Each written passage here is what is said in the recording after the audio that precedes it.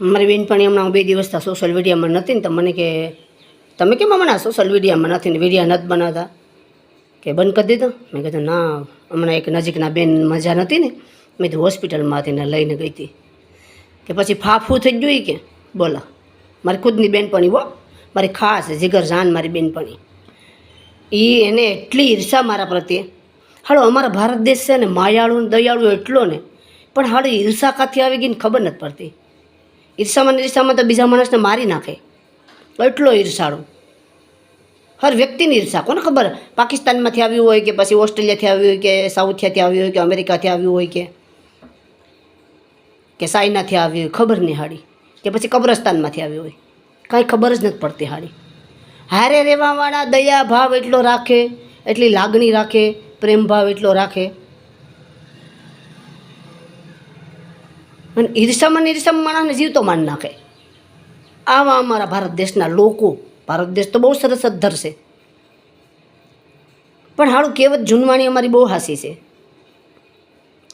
કે હાળો હામી સાત્ય સરી માર દે ને એ સારું, પણ અંદર ખાને રીબાઈને જે મારે ને એ હારો નહીં, કે એ વ્યક્તિ હારી નહીં. પછી બાઈ હોય કે સ્ત્રી હોય કે પુરુષ હોય, એ હારા નહીં હારા. ન હેખે જીવે કે ન જીવવા દે કોઈને, આવું કરે. અમારા ભારત દેશની અંદર અમારો ભારત દેશ બહુ સદ્ધર મહાન. ભારત દેશના લોકો દયાળુ. એક કીડી નહીં બસાવે, હરણ નહીં બસાવે, જનાવર નહીં બસાવે, અજગર નહીં બસાવે, જે જીવ લેવાના છે એ નહીં બસાવે. પણ માણસને બસાવતો નથી. બસાવે માણસને. બેસાવ્યા પછી પણ એટલી ઈર્ષા કરે ને કે જીવતા એની ઈર્ષા કરીને માણસને બિચારાકને રીબાઈને કંઈ ન હકે અને રીબાઈને મરી જાય. બળતરામાં મરી જાય માણસ. એટલી ઈર્ષા, એટલી એ દેખાય. મને મારી બેનપણી એક વેની મને 2-4 જણા અમારા કુટુંબી છે ને એને મને મેસેજ કર્યો. મને કે કેમ તમારો સોશિયલ મીડિયાનું બધું ફાફું થઈ ગયું? લો, તો મારે ફાફું થઈ ગયું તો તમે ખુશ છો? તમે એની વાટ જોઈને બેઠા હતા, મને શું ખબર કે તમે એની બધી વાટ જોઈને બેઠા. તો હું સતત સોશિયલ મીડિયા ચાલુ જ રાખું ને. હું કરવા દવાખાને જાઉં તો બંધ રાખું? મને એમ થયું કે બહુ તકલીફમાં છે મારી બેનપણી, તો 2 દિવસ બંધ રાખું. આપણે માનવતાની દ્રષ્ટિએ તો દયાભાવ રાખીએ ને કે ના, હું થોડુંક ધ્યાન રાખું, બિચારી ઊભી થઈ જાય. બોલો, કેની કરવી આમાં? અને કદાચ કરવા જાય તો એ માણસમાં ફેર ન પડે. પોતાની જાતે ઈર્ષા કાઢે ને જીવનમાંથી, બીજાની ઈર્ષા, બીજાને પાડવાનું, તો જ માણસના જીવનમાં પરિવર્તન આવે. પોતે નક્કી કરે ને કે સત્યને માર્ગે જાઉં, તો જ બીજાનું સારું કરવું છે ને સારું થવું છે, તો જ ઉદ્ધાર છે માણસનો, બાકી નથી. કેટલા પાપના પોટલા લઈને માણસ જાય છે. જો તો ખરા કેટલી આપણે ઓળખી નથી શકતા માણસને. કહેવત છે ને કે માણસના પેટમાં જે ખદે ને એ આપણે ન ઓળખી શકીએ. માણસના દિમાગમાં જે ઘુમરા મારતું હોય ને એને ઓળખી ન શકીએ. કાળા માથાવાળા માનવીને ઓળખવો બહુ અઘરો છે ભાઈ, બહુ અઘરો છે, બહુ કઠિન છે. આપણે યારે રહેનારા આપણને કાપીને ફગાવી દે, ખબર ન પડે. પણ એનું પરિણામ કેવું આવે એનો એ વિચાર નથી કરતા. જીવનની અંદર હંમેશા આપણે એ નક્કી કરવું છે, આ કર્યા પછી આનું પરિણામ કેવું આવશે, અહીંયા ગયા પછી પરિણામ કેવું આવશે, આ રસ્તે ગયા પછી કેવું પરિણામ આવશે, આ વ્યક્તિને સંબંધ બાંધ્યા પછી કેવું પરિણામ આવશે, ને આનું બુરું કરવા પછીનું કેવું આપણું પરિણામ આવશે, એનો વિચાર કરીને જો જીવન જીવે તો માણસનું સર્વશ્રેષ્ઠ જીવન બને. અને એની 7 પેઢી સુધી કોઈના બાપની તાકાત નથી. હું સતરાણી છે તમને સાતી ઠોકીને સીના ઠોકીને કહું છું કે તમને હું સાતી ઠોકીને કહું છું કે 7 પેઢી તો હું 700 પેઢી સુધી કોઈ વાળ વાંકો ન કરી શકે. પણ તમારા જીવનની અંદર આવે તો તમારી 7 પેઢીમાં આવે. કૂવામાં હોય તો જ કુંડામાં આવે, બાકી તાકાતબારી વાત છે.